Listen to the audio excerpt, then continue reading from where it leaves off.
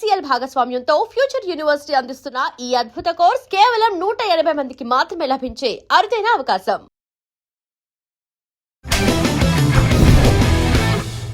Ladies and gentlemen, welcome to iDream media. నేను ప్రియదర్శన్. కరెక్ట్గా 48 సంవత్సరాల క్రితం ఇదే రోజున మల్లె పువ్వు అని ఒక సినిమా రిలీజ్ అయింది, శోభన్ బాబు గారిది. అప్పటికే ఆయన సోగ్గాడు అని పిలువబడుతున్నాడు అనమాట. ఇండస్ట్రీలో ఒక కమర్షియల్ హీరోగా నిలదొక్కున్న సమయంలో, ఒక స్టార్ హోదాను అనుభవిస్తున్న సమయంలో ఒక కల్ట్ క్లాసిక్ లవ్ స్టోరీని అయితే ఆయన తీశారు. సో ఆ సినిమా గురించి ఈరోజు మనం మాట్లాడుకుందాం. సో ఆయనకి బాగా సన్నిహితులు, అత్యంత సన్నిహితులు ప్రొడ్యూసర్ జవాజ్ బాలకృష్ణ గారు మనతో పాటు ఉన్నారు. మాట్లాడదాం సార్. నమస్తే. మీకు ఐడ్రీమ్ ప్రేక్షకులు కూడా నమస్కారం అండి. యాక్చువల్గా మల్లెపూ సినిమా గురించి మాట్లాడడానికి బయలుదేరినప్పుడు నాకు అనిపించింది అనమాట. నాకు అప్పుడు 11 years అండి. మా అన్నయ్య అక్కడ పనిచేస్తున్నారు. సరే అని చెప్పి మద్రాసు చూద్దరు కానీ రండి, సోమరావు గారి యాక్టింగ్ కానీ అలాంటి ఎలా ఉంటాయి స్టూడియోలో షూటింగ్ చూద్దరు కానీ రమ్మంటే, చాలా చిన్న వయసు అయినా సరే చాలా సంతోషంగా మేము ఆ రోజు కొత్తగా ట్రైన్ ఎక్కడం. అదే ఫస్ట్ టైం సార్? అదే ఫస్ట్ శోభన్ బాబు గారితో జర్నీ స్టార్ట్ అవ్వడం ఫస్ట్ టైం. అంటే ఆయన ఎప్పుడో పుట్టారు కదండి, మీరు 30 years లో పుట్టారు, నేను 67 అలా పుట్టాను. అయితే నాకు వచ్చేప్పటికి మా అన్నయ్య ఆయన దగ్గర చేస్తున్నారని తిరగడం, తర్వాత మనం కూడా ఎప్పటికప్పుడు మద్రాసు వెళ్తామని అనుకునేవాళ్ళం చిన్న వయసులో కూడా. అలా 78లో మేము మద్రాసు వెళ్ళాం. అప్పుడు నాకు 10 years 11 years అనమాట. ఇక ఎంతో సంతోషం అసలు. చిన్న వయసు అయినా కూడా సోమరావు గారు షూటింగ్ చూస్తాం, థియేటర్లు చూస్తాం, మద్రాసు సిటీ చూస్తాం అని ఆనందం ఉండేదన్నమాట. మల్లెపువ్వు మీ లైఫ్ లో మొదటి షూటింగ్ స్పాట్ అండి? షూటింగ్ స్పాట్ కాదండి, అప్పుడు షూటింగ్ అంతా అయిపోయింది, రిలీజ్ కి వెళ్ళామండి. అయితే ఏంటంటే అది మల్లెపువ్వు కొంచెం చిన్న గ్యాప్ వచ్చింది సోమరావు గారికి కూడా. ఫస్ట్ టైం మద్రాసు రండి అని పిలవటం, సోమరావు గారు ఇల్లు చూస్తాము, సోమరావు గారితో పాటు వెళ్ళి షూటింగ్లు చూస్తామని చాలా ఆనందంగా మా ఫ్యామిలీ మెంబర్స్ అందరం, అప్పుడు సినిమా అంటే మీకు తెలిసిందేగా, చాలా ఆనందంగా చెన్నై వెళ్ళామంట. ఆ టైంలోనే మల్లెపువ్వు షూటింగ్ అంతా అయిపోయి రెడీ అయ్యి ఉంది. యాక్చువల్గా దానికి ముందు ఒక 2 సినిమాలు యావరేజ్గా ఆడేపటికి ఈ సినిమా కొంచెం స్లో ఉందని బిజినెస్ కూడా కొంచెం అంత ఇబ్బందులు పడ్డాయి అన్నమాట. సరే ఎనివే ఏదైనా సరే లాస్ట్కి రిలీజ్కి జూలైలో 78 జూలైలో రిలీజ్కి ప్రిపేర్ అయ్యారు. అయితే ఈ మధ్యలో ఏం జరిగిందంటేనండి, సోమరావు గారికి సుభాషిణి థియేటర్ అని ఒకటి ఉంది. దానిలో ఏంటంటే ఆయన చేసిన సినిమాలు కానీ వేరే వాళ్ళు ఎవరైనా చేసిన సినిమాలు కానీ ప్రివ్యూలు వేసుకుంటారు అనమాట. అప్పుడు మేము వెళ్ళాం కదా, మాకు అప్పుడు ఫస్ట్ మల్లెపువ్వు, తర్వాత నాయుడు బాబు అని ఒక సినిమా రెడీ అయ్యి ఉంది ఆయన సోమరావు గారిది. ఈ 2 సినిమాలు 2-3 రోజులు గ్యాప్ ఇచ్చి ప్రివ్యూలు చూసాం. అసలు అలా ఆయనతో పాటు ఆయన ఒక కారులో, వాళ్ళ కారులోనే మేము ఫ్యామిలీ మెంబర్స్ అందరూ, మేము ఒక కారులో, సోమరావు గారికి ఉన్న కారులోనే మమ్మల్ని తీసుకెళ్ళి ప్రివ్యూ థియేటర్లో సినిమాలు చూపించారనమాట. ఆ ఫస్ట్ ఆయన ప్రివ్యూ థియేటర్లో చూసిన సినిమా మల్లెపువ్వు. మల్లెపువ్వు ఎప్పుడు లాస్ట్ ఎప్పుడు చూసారు సార్? ఏదండి ఈ మధ్య కాలంలో ఎప్పుడైనా చూసారు? అయ్యో అప్పుడప్పుడు నేను కంపల్సరీగా, ఎందుకంటే మీరు జనరల్గా ఇప్పుడు వేరే అభిమాని అని కానీ ఆయనతో వర్క్ చేసిన అభిమానంతో చెప్తున్నాను కాదు, సోమరావు గారి సినిమాలు ఆల్మోస్ట్ ఇప్పుడు దగ్గర 300 సినిమాలు ఉన్నాయండి. అది ఎక్కువ అసలు అయితే కరోనాలో పొద్దునే ఒక సినిమా, సాయంత్రం ఒక సినిమా చూసేవాడిని. మళ్ళీ తర్వాత ఇప్పుడు ఎప్పుడైనా గ్యాప్ వచ్చినా కూడా ఇమీడియట్గా ఏదో ఒక సినిమాకి నాకు ఏది నచ్చిందంటే అది, కొన్ని సినిమాలని ఆయన జీవన్ జ్యోతి కానీ, దేవత కానీ, సోమరావు గారిది లేటెస్ట్ మిక్స్డ్ అన్నీ అలా పాత సినిమాలు కలిపి చూస్తాను అనమాట. మనుషులు మారాలి కానీ అన్నీ చూస్తానండి. శారద ఇలాంటి సినిమాలన్నీ నాకు గుర్తొచ్చినప్పుడల్లా చూస్తాను. ఇంట్లో మా మిస్సెళ్ళు కూడా అంటారనమాట, మీ సోమరావు గారు కనబడారంటే ఇంకా ఏ కొత్త సినిమా చూడరని. అంటే ఇప్పుడు ఆ సినిమా గురించి కొన్ని మాట్లాడుకుందాం సార్. అంటే అప్పటికే ఆయన ఒక స్టార్డమ్ అనుభవిస్తున్నారు, కమర్షియల్ ఫార్మాట్లో అలవాటు పడిన వ్యక్తి, అందరూ అనుకున్న వ్యక్తి సడన్గా ఒక ఇలా ట్రాజడీ కైండ్ ఆఫ్ సినిమా చేయడం, దట్టు బాలీవుడ్ సినిమాని ఇక్కడ రీమేక్ చేయడం, ప్యాసా సినిమాని ఇక్కడ రీమేక్ చేశారంట, ట్రాజడీ సినిమా. ఒక అందులో పైగా లక్ష్మి గారి క్యారెక్టర్ ఏమో, హీరోయిన్ లక్ష్మి గారి క్యారెక్టర్ ఏమో వేస్ట్ కైండ్ ఆఫ్ ఒక బోల్డ్ అటెంప్ట్. మన తెలుగులో అలాంటి యాక్సెప్ట్ చేస్తారో లేదో తెలియదు.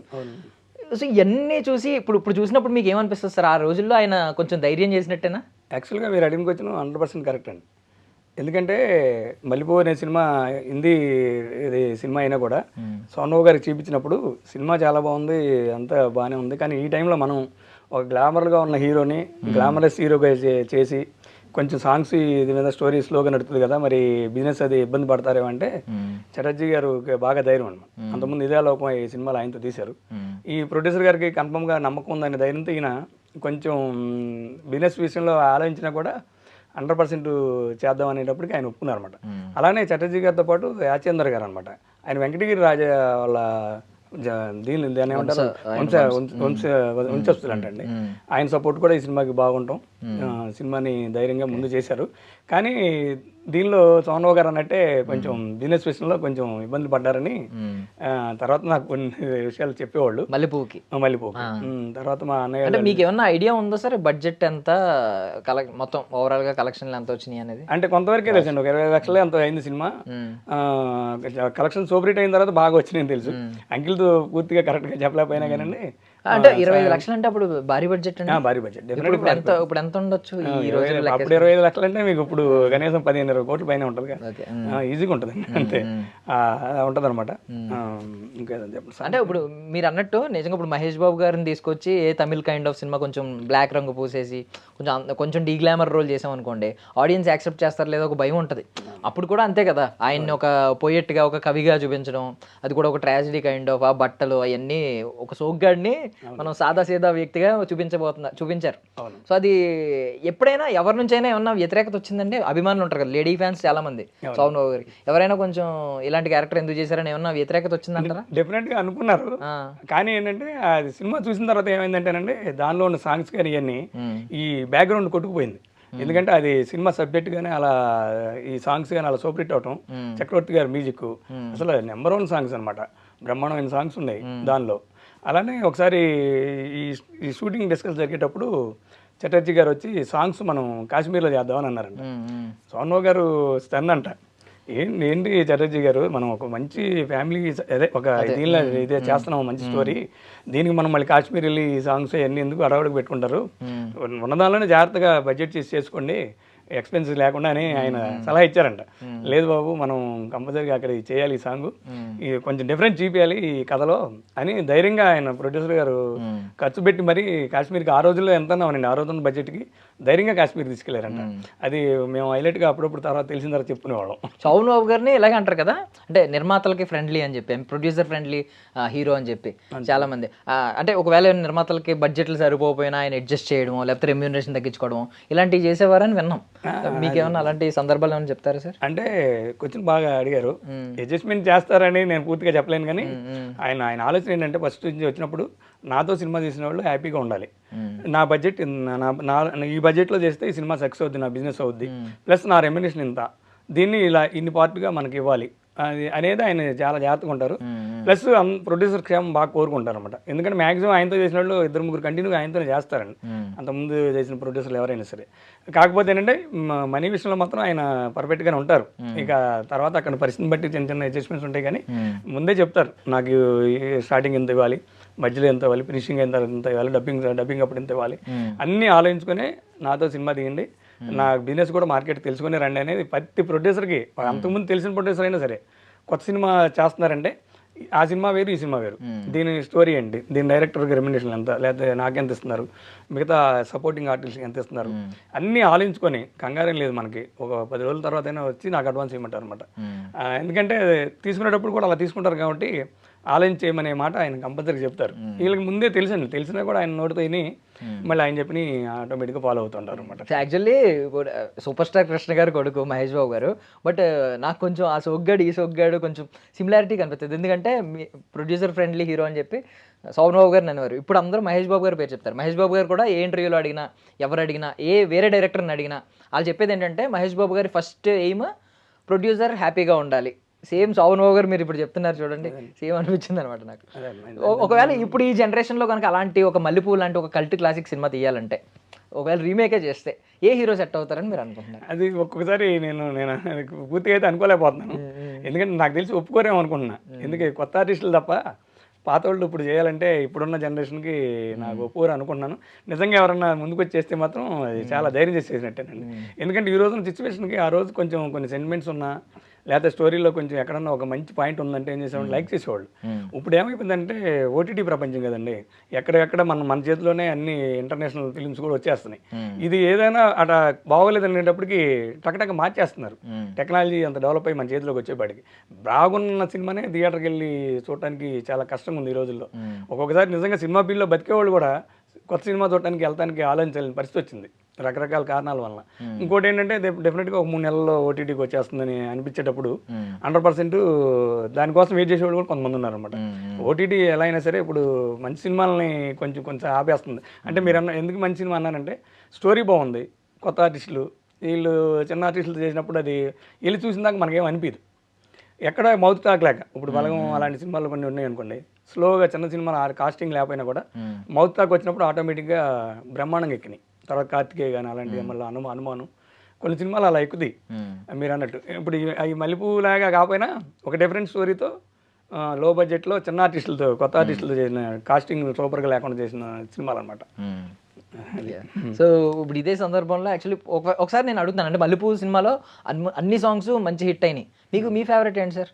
ఏదండి మీ ఫేవరెట్ సాంగ్ ఏంటండి? ఈ సినిమాలో అన్ని సాంగ్లు సూపర్ హిట్ అండి. అయితే నాకేంటంటే సినిమా అన్ని సాంగ్లు నార్మల్గా స్లోగా వెళ్తూ ఉంటాయి. క్లైమాక్స్ సాంగ్ ఏమైందంటే హీరో చనిపోయాడు అనుకుని ఒక స్టేజ్ ప్రోగ్రామ్ ఏర్పాటు చేసి ఆయనకు సన్మానంలాగా చనిపోయిన ఆయనకి చేసుకుంటూ ఈయన రాసిన కథలన్నీ ఒక బుక్ లాగా ప్రింట్ చేసి అమ్మడానికి శ్రీధర్ క్యారెక్టర్ ప్రయత్నం చేస్తూ ఉంటారు. అప్పుడు సోమరావు గారు సడన్గా ఎంట్రీ అయిపోయి ఏమి స్వార్థం ఏమి లోకం ఎక్కడుంది మానవత్వం సస్తేనే బతికేది ఈ లోకంలో బతికున్నా చచ్చినట్టే ఈ సంఘంలోనే ఒక ఎమోషన్ సాంగ్ సడన్గా అసలు పీక్లోకి వెళ్ళిపోద్ది అనమాట. తర్వాత ఆయన్ని అందరూ తొక్కేసిన తర్వాత ఎమ్మటే లక్ష్మీ గారు అందుకుంటారు. లక్ష్మీ గారు అనుకున్న తర్వాత ఎమ్మటే మళ్ళీ రావుగోపాలరావు గారు అందుకుంటారు.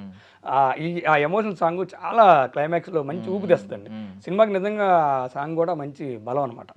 అదే సామాజిక విలువల గురించి, మనిషిలోని స్వార్థం గురించి ఉంటుంది ఆ సాంగ్లో. నిజం చెప్పాలంటే ఈ రోజు ఉన్న రాజకీయ ఆయన కూడా డైరెక్టర్ మసూదరావు గారు కానీ రాసింది ఆత్రేయ గారు, ఆరుద్ర గారు, వేటూరు గారు కొన్ని సాంగ్లు రాశారు. కానీ ఈ రోజున్న పొలిటికల్కి సంబంధించిన విషయాలు కూడా దానిలో చాలా బాగా అన్నీ అసలు సాంగ్ వింటేనే మనకి ఇప్పుడు మొత్తం ఎక్స్ప్లెయిన్ చేయలేకపోయినా కూడా చాలా మంచి పాయింట్స్ ఉంటాయి ఆ సాంగ్లో.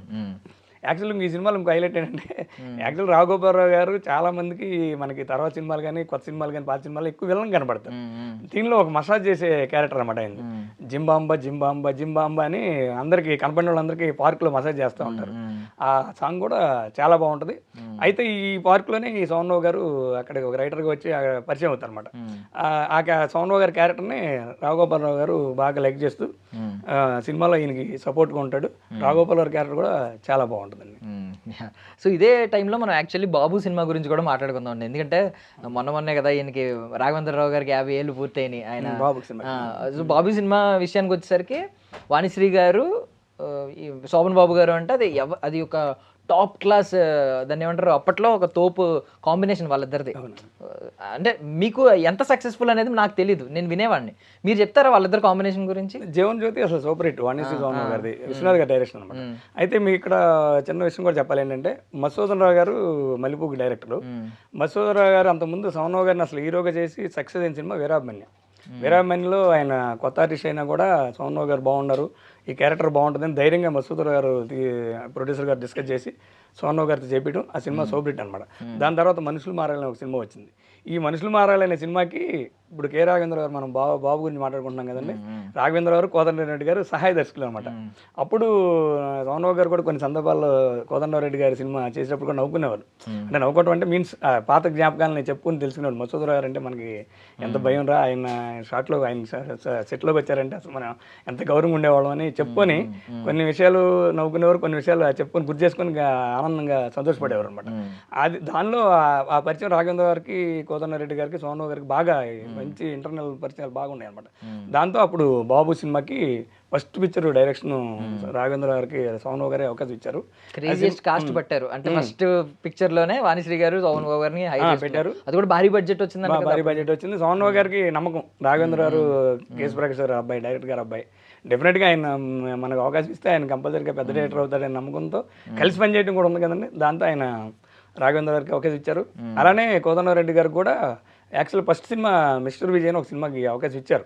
అది కొంచెం షూటింగ్స్ అయ్యి లేట్ అవడం ఏదో జరిగిందండి. సంజయ్ సినిమా రిలీజ్ అయింది అనమాట. లేకపోతే రాఘవేంద్ర గారికి ఫస్ట్ సినిమా రికార్డు, కోదండరెడ్డి గారికి ఫస్ట్ సినిమా రికార్డు సోమరావు గారికి హీరోగా ఉండేది. అలానే మళ్ళీ సోమరావు గారు బాలసుబ్రహ్మణ్యం గారికి పాడిన ఫస్ట్ పాట కూడా సోమరావు గారికి, అది మర్యాద రామన్లో పద్మనాభం గారు ప్రొడ్యూసర్గా. అంటే కొన్ని ఫస్ట్ అనేది ప్రిపరేషన్ ఉంటుంది. రెండు మన ఈ కాలంలో రాఘవేంద్ర గారు, కోదండరెడ్డి గారు ఎన్నో సూపర్ హిట్లు ఇచ్చారు కాబట్టి ప్రత్యేకంగా వాళ్ళ గురించి మనం చెప్తాం. ఇప్పుడు రాఘవేంద్రరావు గారు secret, I mean success secret చూసుకుంటే ఇప్పుడు రాజమౌళి గారు సక్సెస్ సీక్రెట్ వాళ్ళ నాన్నగారు కథ అందిస్తూ ఉంటారు. బాబు సినిమాకి కూడా కేఎస్ ప్రకాష్ గారు అందించినట్టున్నారు కదా కథ. మరి సపోర్ట్ ఉంటుంది కానీ బ్యాక్గ్రౌండ్ ఇప్పుడు ఎప్పుడైనా 100% సినిమా రిలేషన్స్ వచ్చినప్పుడు వాళ్ళ ఇన్వాల్వ్మెంట్ సపోర్టు అందరికీ ఉంటుంది, సహజంగా ఉంటుందండి. యా శోభన్ బాబు గారి గురించి అంటే ఇప్పుడు ఆయన సోగ్గాడు, ఆయన అందగాడు ఇవన్నీ మాట్లాడుతూ ఉంటారు. నిజంగా అప్పుడు ఆయనకి లేడీ ఫాలోయింగ్ కానీ ఏ రేంజ్లో ఉండేదో అందరికీ తెలుసు. కాకపోతే మీరు దగ్గరుండి ఆయనతో సన్నిహితంగా ఉండేవారు కాబట్టి ఆయన మహేష్ బాబు గారితో డైలాగ్ ఉంటుందండి, అందరూ యంగ్గా ఉన్నాం ఇలా ఉన్నాం ఇలా ఉన్నాం అంటున్నారు కానీ తీరిపోతుంది కాపాడుకోవడానికి అని అంటారు సరదాగా. బట్ అది నిజం. వాళ్ళు ఆ మెయింటెనెన్స్కి చాలా కష్టపడుతూ ఉంటారు. కొన్ని మానేస్తారు ఫుడ్ కానీ, కొన్ని విషయాల్లో అదే ఏదో ఉంటుంది కదా హెల్త్ రొటీనో స్కిన్ రొటీనో, అది ఏమన్నా చెప్పగలుగుతారా? శోభన్ బాబు గారు అప్పుడు ఏం చేసేవారు ఆయన అందంగా కనిపించారు? అంటే ఆయన సహజంగా ఏమంటారంటే వయసుతో పాటు కొన్ని ఆటోమేటిక్ వస్తాయి, మనం సృష్టిని ఆపలేము. కాబట్టి సోమన్ బాబు గారు ఇలా అయ్యారని పబ్లిక్ కానీ ఫ్యాన్స్ కానీ అనుకోకముందే మనం సంపాదించింది మనకి చాలు. కాబట్టి మనం హీరోగా ఎప్పుడైతే ఆటోమేటిక్గా మనం ఓల్డ్ ఏజ్కి వెళ్ళిపోతున్నామో మనకు చేయొద్దు. ఇంక ప్రపంచంలో మీకు ఏంటి సెలవు తీసుకున్న వ్యక్తి ఇండస్ట్రీ నుంచి మనకు వద్దని చేసిన వ్యక్తి నాకు తెలిసి ఎవరు ఉండరు. ఎందుకంటే చాలామంది ఏంటంటే ఇప్పుడు కూడా నేను చాలామంది ఇంటర్వ్యూలో అట్లా వింటాను అనమాట. రేపు చనిపోతా ఉన్నాం కూడా ఈరోజు యాక్టింగ్ చేయాలని, లేకపోతే ఏదో ఒక డైరెక్షన్ చేయాలను వాళ్ళ ఫీల్డ్లో ఉన్నవాళ్ళు దానిలో ముందుకెళ్తారని చూస్తారు. మంచి పీక్లో ఉన్నప్పుడు కూడా ఆయన నాకు వయసు అయిపోయింది, ఇంకా ఇది శరీరంలో వచ్చే ఈ ముసలితనం కానీ ఇవన్నీ ఆటోమేటిక్గా ఈ విధిలో వచ్చాయి కాబట్టి మనం తప్పుకుందాం. మనం ఇంకా చాలు సోమన్ బాబు గారు ఇలా ఉండేడు ఇలా అయిపోయాడని మనం పబ్లిక్ అనుకోకుండా, ఇక అలా అనుకుంటారు ఏమని అనుకుంటే ఆయన ధైర్యం చేసేవారు కాదు. మన గురించి అలా అనుకోకూడదు. ఆయన సోమన్ బాబు ఎలా ఉన్నాడో అలా కనపడాలి అంతే హీరో. కానీ వాంటెడ్ రిటైర్ తీసుకున్న వ్యక్తి మహా పెద్ద హీరో అండి ఆయన. సోమన్ గారు ఆ రింగ్ గురించి స్పెషల్గా మాట్లాడుకుంటూ ఉంటారు కదా, హెయిర్ స్టైల్ సెట్ చేస్తున్నప్పుడు కానీ ఆ రింగ్ ఎలా పెట్టేవారు ఏంటి అసలు? అంటే సపరేట్గా మేకప్ అప్పారావు గారు ఉండేవారు. ఆయనకి అనుకోకుండా మరి ఫస్ట్ ఒక సినిమాకి ఏదో పెడితే ప్రొఫైల్ ఫేస్లో అయింది ఆ రింగ్ చాలా బాగుంటుంది అనమాట. అది వెరైటీగా ఉండడం వల్ల ఏమైందంటే ఆ రోజుల్లో నెంబర్ ఆఫ్ సినిమాల్లో ఆయన ఆల్మోస్ట్ దాన్ని పెట్టుకున్నారు. అలానే ఇక అవి ఇక అలా అలవాటు అయిపోయింది. ఇంకెవరైనా ప్రజెంట్ ఇప్పుడు ఎవరైనా చేసినా కూడా ఆటోమేటిక్గా మనం సోమన్ బాబు గారితో పోలుస్తారు. తర్వాత మీరు మళ్ళీ మహేష్ బాబు గారిని అన్నారు కదా, డెఫినెట్గా మహేష్ బాబు గారు చెప్పింది 100% చూడండి. ఎందుకంటే ఆటోమేటిక్గా వచ్చే వయసు ఎవరికైనా వస్తుంది. ఆయన అలా ఎక్స్ప్లెయిన్ చేశారు. కానీ మహేష్ బాబు గారు రిటైర్ తీసుకుంటారా లేకపోతే లేదు నా వ్యక్తిగతంగా సార్ హీరోగా ఆయన నిర్ణయం తీసుకోవాలంతే. సో సోమన్ బాబు గారు సక్సెస్ సీక్రెట్ అంటే ఆయన డబ్బుని సేవ్ చేయమనేవారు, భూమి మీద పెట్టమనేవారు, ఇవన్నీ అందరికీ తెలుసు. బట్ ఆయనకు అంత జ్ఞానం ఎలా వచ్చిందండి? ఆయన ఏం ఇప్పుడు ఫైనాన్షియల్ మేనేజ్మెంటో అలాంటివి ఏం చేయలేదు. ఆయనకి ఆ టైంలో డబ్బు దీని మీదే పెట్టాలి, భూమి మీద పెట్టాలి, ఇవంతా ఇంత జ్ఞానోదయం ఎలా అయింది? మీకు పర్సనల్లీ ఎప్పుడన్నా షేర్ చేసుకుంటారు కదా ఈ డబ్బుల గురించి? అది బికాజ్ మీరు కూడా ఎగ్జిక్యూటివ్ ప్రొడ్యూసర్గా కంటిన్యూ అయ్యారు, చాలా ఈ ప్రొడక్షన్ మేనేజ్మెంట్ అంతా చూసుకునేవారు, ఈ డబ్బుల వ్యవహారాలు అంతా. సో ఏమన్నా మీతో మాట్లాడేవారా వాటి గురించి, డబ్బు విలువ గురించి, వాటి గురించి? అసలు నాతో కదండి. ఇప్పుడు ఈ తరంలో ఉండి ఆయనతో ఒక 4 సార్లు చూసారనుకోండి మీకు కూడా చెప్తారు. ఎందుకంటే నేను చెప్పాను కదా, ఇప్పుడు ఈ దానికి రిలేటెడ్ ఇప్పుడు మల్లెపూకు రావాలి. మల్లెపూ టైంలో కొంచెం గ్యాప్ వచ్చింది. గ్యాప్ వచ్చినప్పుడు మరి ఆయన దగ్గర స్టాఫ్ కానీ వీళ్ళందరూ ఆయనకి ఎంతో అమౌంట్స్ ఎక్స్పెన్సెస్ అవన్నీ ఉంటాయి. తర్వాత నెక్స్ట్ ఏంటో భయం లేకపోయినా ఆలోచించాల్సిన పరిస్థితి వస్తుంది కదా. అప్పుడు తనకన్నా ముందున్న సావిత్రి గారు కానీ వాళ్ళందరూ పెద్ద పెద్ద ఆర్టిస్టులు 100 మంది ఉంటారు కదా, గ్యాప్స్ని ఎలా ఇబ్బంది పడ్డారు అనేది ఆయనకి అన్న అనుభవం బాగా ఎక్కువ కదా. దాంతో ఏమైందంటే ఆయన మనం అన్ఎక్స్పెక్టెడ్గా గ్యాప్ వచ్చినా లేకపోతే మనం రిటైర్ అయ్యే టైంకైనా కొంత అమౌంట్ మనకి రిటర్న్ లేకపోతే మళ్ళీ మనం ఇక్కడ తప్ప వేరే పని చేయలేం. కొన్నాళ్ళు ఇక్కడ ఉన్న తర్వాత మళ్ళీ ఒక హీరోకి వేసిన తర్వాత వేరే పని చేయాలన్నా చాలా ఇబ్బంది అయిన పని. కాబట్టి మనకున్నదాన్ని మనం సేవ్ చేసుకొని రిటర్న్స్ ఇన్కమ్ తెచ్చుకొని దాని మీద మనకు గ్యాప్ వచ్చినా బతకచ్చు అనే ఆయనకి ఆలోచన అలా వచ్చేసింది అనమాట. దాంతోపాటు ఏంటంటే ఇంకోటి ఆలోచించింది ఆయన, సముద్రం చుట్టూ ప్రపంచం చుట్టూ ఉంది, భూమి తక్కువ ఉంది, జనాభా మాత్రం చైన్ సిస్టంలో పెరుగుతూ ఉంటారు. అలాంటప్పుడు మనం ఎక్కడైనా అవుట్కట్స్లో కొనుక్కున్నా సరే మనకి ఉపయోగపడుద్ది. కాబట్టి అలా చేయండి అని చెప్పేవారు, చాలామంది చెప్పారు. ప్లస్ నేను కూడా ఇంటర్వ్యూలో 2-3 చెప్పాను. మళ్ళీ మురళీమోహన్ గారు, జయసూద్ గారు వీళ్ళందరూ కూడా చెప్తారు. ఇది జనరల్గా సోమన్ బాబు గారు అనేప్పటికీ వచ్చే జనరల్ పాయింట్ అనమాట. నాకు కూడా చాలాసార్లు చెప్పేవాళ్ళండి. నేను ముందు ఏమనేవాడంటే, నీకు అప్పుడు ఆ రోజుల్లో మనకు ఒక 20,000 ఉంటే సరిపోద్ది. నేను చెన్నైలో ఉన్నప్పుడు 90స్లో, ఇప్పుడు మనకి ఇలా 60 లక్ష రూపాయలు అన్న చాలదు.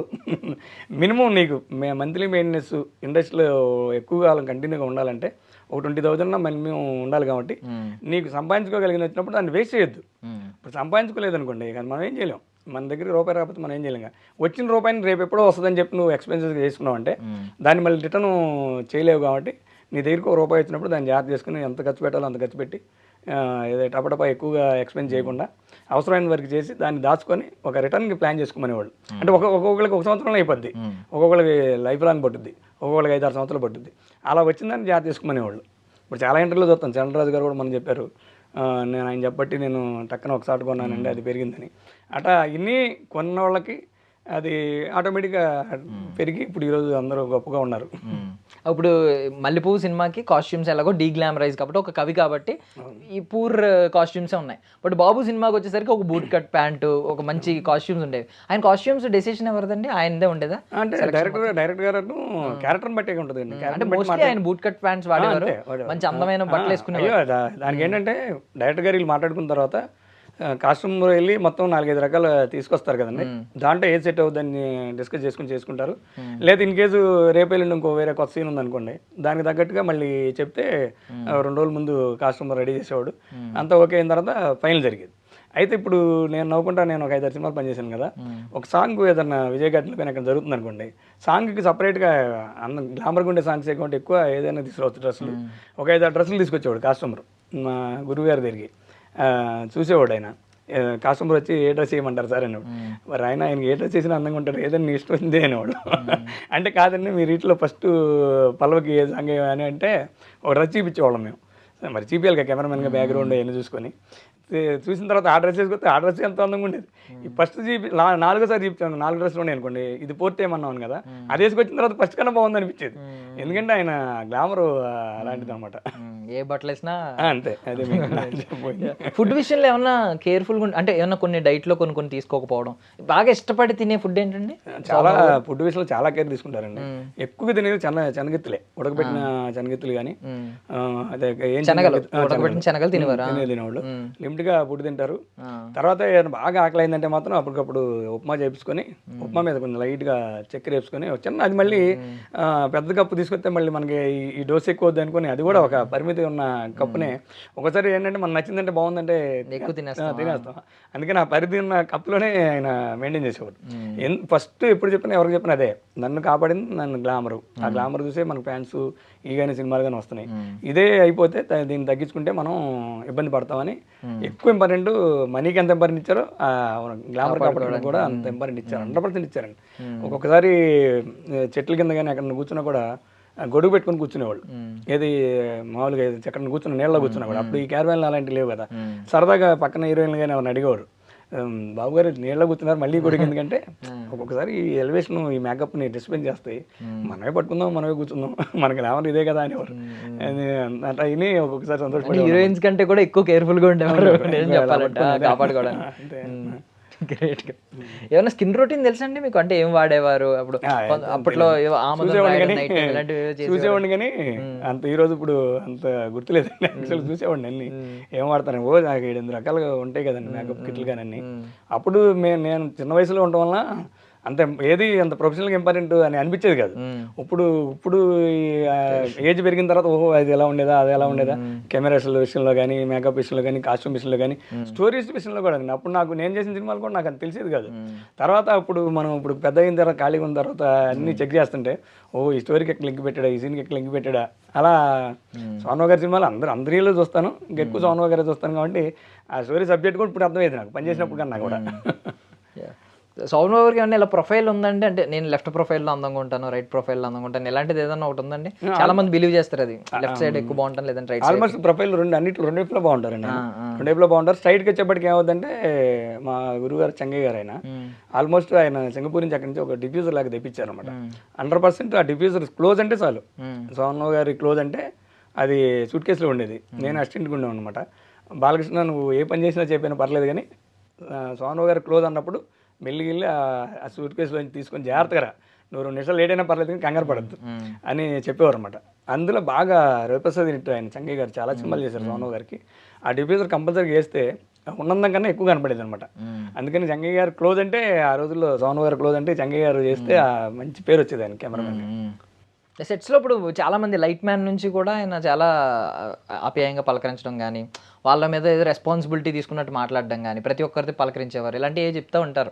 ఇప్పుడు చాలామంది మన హీరోల గురించి కూడా చెప్తూ ఉంటారు. శోభన్ బాబు గారికి అలాంటిది ఏదైనా ఉందండి? అంటే ఆయన సోషల్ పీపుల్ మేనేజ్మెంట్లో డెఫినెట్గా ఉందండి. ఎందుకంటే ఎక్కువసారి పనిచేసిన వాళ్ళకి కెమెరా డిపార్ట్మెంట్ అసిస్టెంట్లు అయినా అవునండి, పెద్దవాళ్ళే కాదు అసిస్టెంట్లు ఉంటారు, లైట్ మ్యాన్స్ కానీ ఎవరు ఉంటారు, మేకప్ ఉంటారు, ఎవరైనా ఉంటారు కదా, పరిచయం ఉంటుంది కదా, అందరిని పిలుస్తారు గ్యాప్లో. ఆయన షార్ట్ లేని గ్యాప్లో ఎలా ఏం చేస్తున్నారు, ఫ్యామిలీ ఎలా ఉన్నారు ఏంటి, వీళ్ళే ఫ్యాన్స్ని కూడా అంతేనండి అలానే కేర్ తీసుకుంటారు ఆయన. ఆయన ఏంటంటే నాకు వీళ్ళు ఉన్న ఆయన పైన నాకు అనవసరం. అంటే మీ దగ్గర ఉండే ఏమైనా ఫ్యాన్ ఎన్కౌంటర్ చూసారండి? అంటే ఎక్కువ కొంతమంది అభిమానులు చూపించే అభిమానం గుర్తుండిపోద్ది. అయ్యో ఆయన లైఫ్ టైంలో మీరు ట్రావెల్ చేసిన ఆ 10 సినిమాల్లో ఏదైనా ఒక రోజు ఫ్యాన్స్ ఆయనకి రెస్పాండ్ అయిన విధానం, ఆయన దగ్గరికి వచ్చిన విధానం ఎలాంటిది ఏదైనా గుర్తుందా? చాలాసార్లు చూశానండి. అయితే నా జీవితంలో మర్చిపోలేని సంఘటన ఒకటి ఉందండి. ఇలానే జూలై ఆగస్టులో మంచి వర్షాలు, నేను అన్నయ్య కలిపి మామూలుగా మంచి భారీ వర్షం పడుతుంది. గొడుగేసుకొని మేము, గొడుగు ఉంటుంది, కారు ఉంటుంది కదా, దిగి గేట్లోంచి లోనికి వెళ్ళడం మాత్రం దిగాల్సిందే కదా, గొడుగేసి దిగి లోనికి వెళ్తున్నాం. ఒక ఇద్దరు ఫ్యాన్స్ గుంటూరు నుంచి వచ్చారని చెప్పారు. ఏంటి నాన్న ఇంటికి వచ్చారంటే ఇట్లా సోనబాబు గారిని చూడటానికి వచ్చామండి అంటే, లేదు నాన్న ఆయన లేరు, మీరు ఉండొద్దు, ఇది వర్షం కూడా పడుతుంది, సేఫ్ ప్లేస్కి వెళ్ళమని చెప్పి లోనికి వెళ్ళాం అనమాట. లోనికి వెళ్ళిన తర్వాత మేము 10కి ఎప్పుడు వెళ్ళామండి, మళ్ళీ తిరిగి లంచ్ టైంకి 1:30కి వస్తాం కదా, ఆ ఇద్దరు అదే వర్షంలో అక్కడ ఉన్నారండి. పాపం గేట్ వాచ్మెన్ కూడా, సార్ వాళ్ళు ఇద్దరు వెళ్తలేదు సార్ అని మాకు మా అన్నయ్యకి చెప్తే, నాకు నిజంగా అభిమానం ఎంత ఉంటుందా, మనం దగ్గరగా ఉన్నాం కాబట్టి ఇలా ఉన్నావా ఏంటి అని కళ్ళ మిల్లి వచ్చిందన్నమాట. అప్పుడు చెప్పాము, నాన్న మేము వెళ్ళేటప్పుడు చెప్పాము, మీరు ఇంకా ఎలా ఉన్నారు, ఇంత వర్షం పడుతుంది, కంటిన్యూగా 3 hours పడుతుంది, మీరు వెళ్ళిపోండిరా అని చెప్పని మళ్ళీ మేము భోజనానికి ఇంటిపోయాం.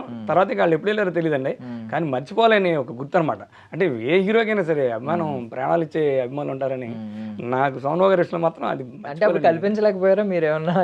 అయ్యో కొత్తదండి అది. ఎందుకంటే యాక్చువల్గా వాళ్ళ పాయింట్ ఆఫ్ వ్యూలో ఉన్న ఇబ్బందులు వాళ్ళకు ఉంటాయి, 100% ఉంటాయి. నేను అప్పుడు కూడా నాకు అంత తెలిసేది కాదు, ఇప్పుడు నేను చూస్తున్నాను కదా, ఇప్పుడు ఏం సెల్ఫీలు కోవాలా, అప్పుడు ఫోటో తీయడానికి అంత ఈజీ కాదు, కానీ కలవడానికి వచ్చి రకరకాల క్వశ్చన్ చేయటం, ఇది చాలా డిస్పెన్స్లు ఉంటాయిలేండి, అది కన్ఫర్మ్ నాకు తెలుసు, ఫస్ట్ తెలిసేది కాదు.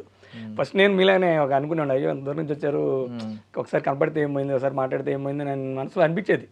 కానీ దానిలో ఉన్న ఇబ్బందులు, షూటింగ్లో జరిగే ఇబ్బందులు, దీనివల్ల షూటింగ్లకు ఎందుకు ఇబ్బంది అవుద్ది అంటే ప్రతిసారి అని కాదు, కొన్నిసార్లు కొంతమంది ఎక్కువ మంది వచ్చినప్పుడు ఇలా అని చెప్పిన ఇబ్బంది అవుతూ ఉంటుంది అనమాట. అందుకని ఫస్ట్లో తెలియపోయినా కానీ తర్వాత హీరో చేసేది కానీ ఆర్టిస్టులు చేసేది కానీ కొన్ని కారణాలు షూటింగ్లు డిస్పెన్స్ అవ్వకూడదని చేస్తారనేది మాత్రం తర్వాత అర్థమైంది. యా అండ్ ఇప్పుడు అంటే ఈ సినిమా ఇప్పుడు కల్ట్ క్లాసిక్ సినిమా ఒకటి తీశారు, మల్లెపువ్వు అనే సినిమా. అప్పట్లో పెద్ద పెద్ద హీరోలు ఆయన్ని, బికాస్ ఒక హెల్దీ కాంపిటీషన్ నడిచేది అప్పటికి. స్టార్ హీరోలు ఎన్టీ రామారావు గారు, ఏఎన్ఆర్ గారు ఉన్నారు, సూపర్ స్టార్ కృష్ణ గారు ఉన్నారు, వీళ్ళందరూ ఉన్నారు. ఏమన్నా వాళ్ళ నుంచి ఏమన్నా ప్రశంసలు రావడం, ఇంత ధైర్యమైన అటెంప్ట్ చేసినందుకు ఏమన్నా మీకు ఏమన్నా తెలిసిందండి తర్వాత? అంత నాకు తెలియదు. మల్లెపువ్వు సినిమాకి ఇలాగా అంత ఒకలేదు, నేను నార్మల్గా ఉండేవాడిని కదా, వయసు తక్కువ అని చెప్పాను. తర్వాత ఏంటంటే ఈ సినిమా ఇలా ఇబ్బంది పడింది, బిజినెస్ పరంగా కొంచెం లేట్ అయింది. సోగ్గాడు కాకుండా ఏమని పిలిచేవారండి శోభన్ బాబు గారిని? అందరూ అందాల నటుడు శోభన్ బాబు, నటభూషణ శోభన్ బాబు, ఆయన ఉన్న పేరు నటభూషణ శోభన్ బాబు గారు అనేవాడు. ఆంధ్రలో అందాల నటుడు సోగ్గాడు శోభన్ బాబు, నటభూషణ శోభన్ బాబు అని ఈ 2 రకాలుగా సోగ్గాడు అని పిలిచేవాడు, లేదా నటభూషణ శోభన్ బాబు అని పిలిచేవాడు. బట్ ఈ రోజు మీరు ఒక ఫుడ్ సీక్రెట్ చెప్పారు, శోభన్ బాబు గారు తినే ఫుడ్ ఉప్మాలో పంచదార వేసుకుని తినేవారని. ఎందుకంటే అది కూడా మళ్ళీ మీకు ఇది లిమిటెడ్ సబ్జెక్టు. ఇప్పుడు పెద్ద వేసుకొచ్చి షుగర్ వేసుకొస్తే బాగుందంటే కాదు, ఆయన ఒక లిమిట్గా తినాలి. కాబట్టి సాంగ్స్ ఉన్నప్పుడు అయితే ఇంకా చాలా డైటింగ్ చేసి డ్యాన్స్ కొంచెం వేయాలి కదా ఆయన, అందుకని ఫుడ్ తింటే మళ్ళీ మూమెంట్ కూడా ఇబ్బంది అవుద్దని. అంటే ఇంకోటి ఏంటంటే నేను వెళ్ళేప్పటికీ ఆయన ఏజ్డ్ కదా, నేను 84కి వెళ్ళాను, అప్పటికి పెద్ద హీరో అయిపోయారు, ఇది అయిపోయారు. కాబట్టి మళ్ళీ ఆ బాడీ మెయింటైన్ చేయడానికి కానీ ఈ డ్యాన్సులు స్టెప్స్ చేయడానికి కానీ లైట్గా లిమిట్గానే తినేవాళ్ళు.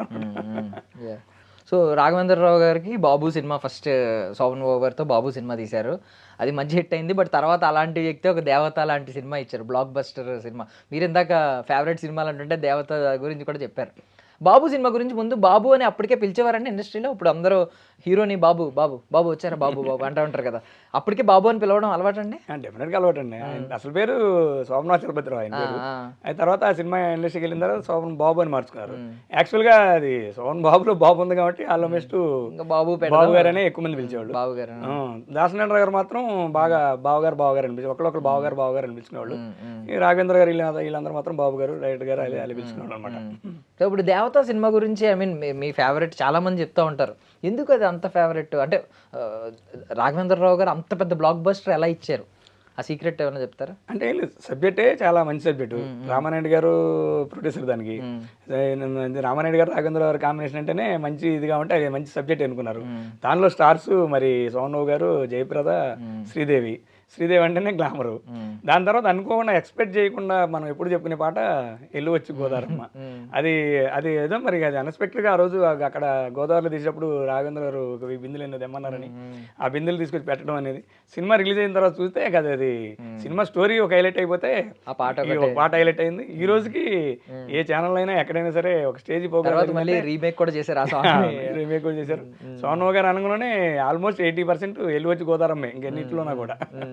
అది రాఘేంద్ర గారికి దక్కిందండి. సోమన్ బాబు గారు ఏదైనా ఐ మీన్ ఇప్పుడు కొంతమంది ఏంటంటే ట్రైలర్ టేజర్ వచ్చినప్పుడు ఏంటి ఇలాంటి క్యారెక్టర్ ఎందుకు చేశాడు అని చెప్పి స్టార్టింగ్ మిస్అండర్స్టాండ్ చేసుకుంటూ ఉంటాం. హీరో క్యారెక్టరైజేషన్ ఇలాంటి క్యారెక్టర్ ఎందుకు చేశాడు అని చెప్పి, తర్వాత సినిమా చూసిన తర్వాత లేదంటే 2-3 సార్లు చూసిన తర్వాత అరే మంచి రోల్ చేశాడని తర్వాత అనుకుంటూ ఉంటాం. స్టార్టింగ్ శోభన్ బాబు గారికి అలాంటి సినిమాలు ఏమన్నా పడినాయా?